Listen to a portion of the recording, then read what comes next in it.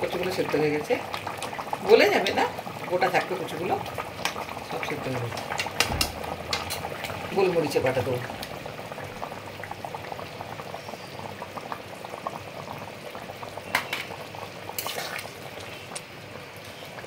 এই গোলমরিচ বাটাটা দেওয়ার সঙ্গে সঙ্গে কিন্তু পুরো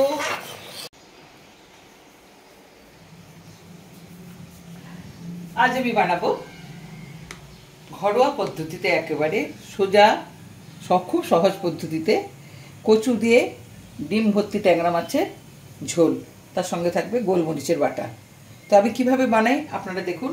প্রথমে আমি ইনগ্রিডিয়েন্টসগুলো আপনাদেরকে বলে দিচ্ছি। আচ্ছা, কচুর ঝোল ট্যাংরা মাছ দিয়ে রান্না করার জন্য কচুগুলোকে আমি এইভাবে কেটে নিয়েছি, এগুলো সব নতুন কচু কেটে নিয়েছি। আর এই যে ট্যাংরা মাছ, প্রত্যেকটাতে ডিম ইনট্যাক্ট করা আছে ট্যাংরা মাছ। আর মশলাপাতি আমি নিয়েছি একটু কাঁচা লঙ্কা। আচ্ছা, ফোড়নের জন্য নিয়েছি আমি 5 ফোড়ন, নুন, হলুদ, শুকনো লঙ্কা বাটা, পেঁয়াজ বাটা, সর্ষে বাটা আর জিরা বাটা, এটা গোলমরিচের বাটা। লাস্টে আমি দেবো এটা সর্ষের তেল।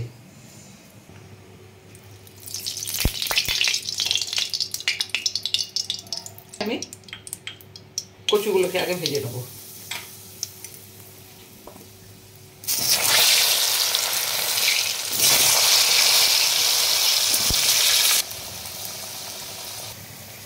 আমি মাছটাকে নুন হলুদ মাখিয়ে নেবো।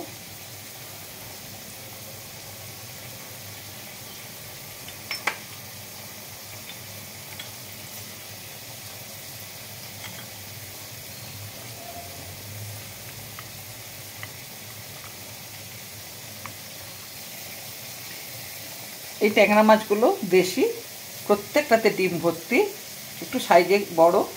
আর এর মধ্যে আমি একটু সরষা তেলও নিয়ে নেবো, কেন ট্যাংরা মাছগুলো তো তেলে ফাটবে। সরষা তেল একটু দিয়ে দিচ্ছি আমি। নুন হলুদ মাখানো হয়ে গেছে।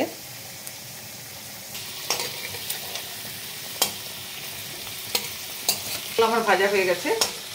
আগেও বলেছি আপনাদের যে কচু যদি সেদ্ধ করে তরকারি করেন তাহলে ঘন হয়ে যাবে, কচুর যে মানে গাছটা আছে সেটা পুরো বেরিয়ে তরকারিটা ঘন হয়ে যাবে। আর যদি কচুটাকে একটু তেলে ভেজে নেন তাহলে কচু পুরো আলুর মতো থাকবে, কোনো তরকারিটা ঘেটেও যাবে না, একবার আস্ত থাকবে কচুগুলো, খেতেও ভালো লাগবে, দেখতেও ভালো লাগবে। দাঁড়াও রাজা, সরাও। একটু হলুদ দিলাম তেলে। এবারে মাছগুলো ভাজবো আমি। মাছগুলো আমি ঢাকা দিয়ে দেবো, তাহলে থাকবে না।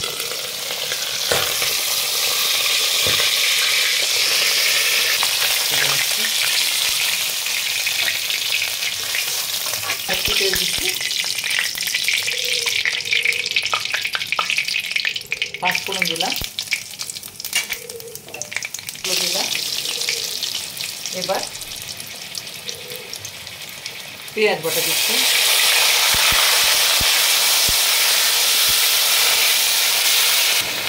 হলুদ দিলাম, পরিমাণ মতো হলুদ দিয়ে দিলাম তরকারিতে যতটা লাগবে।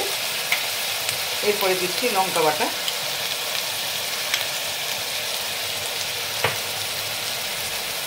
জিরা বাটা,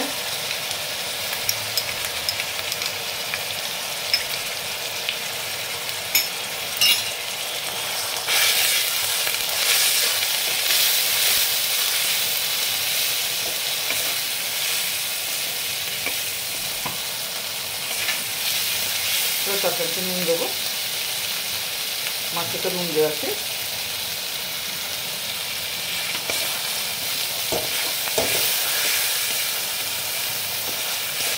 মশলাটা আমার কষা হয়ে গেছে, পাশ থেকে তেলগুলো সব ছেড়ে দিয়েছে,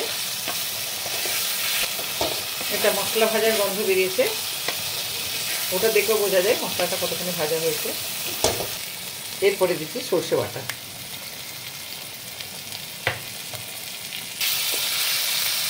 জল দেবো।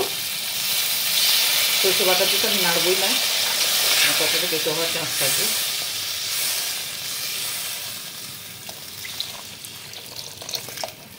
কচুটা সেদ্ধ হবে, ঝোলটাও ফুটবে, ওই জন্য জলটা পরিমাণ মতো দিয়ে দিলাম।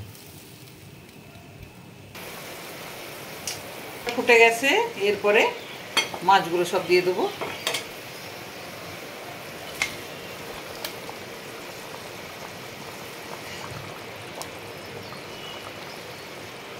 মাছগুলো দিয়ে দিলাম, আর একবার ঢাকা দিয়ে দেবো।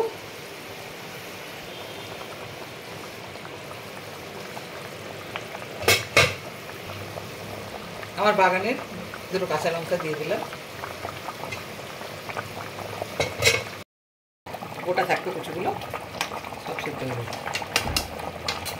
গোলমরিচে বাটা দেবো।